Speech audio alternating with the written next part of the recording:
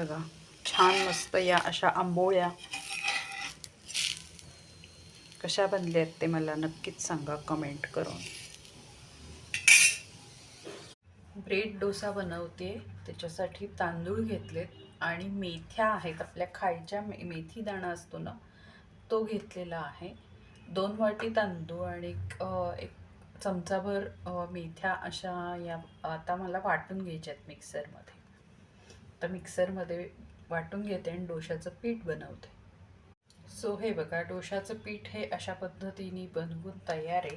आता त्यामध्ये मी 1 पाव वाटी पोहे घालणार आहे, ते पण वाटून घालणार आहे मिक्सरमध्ये. हे बघा छोट्या मिक्सरमध्ये आता हे पोहे पण ह्याच्यात घालून वाटून घेणार आहे.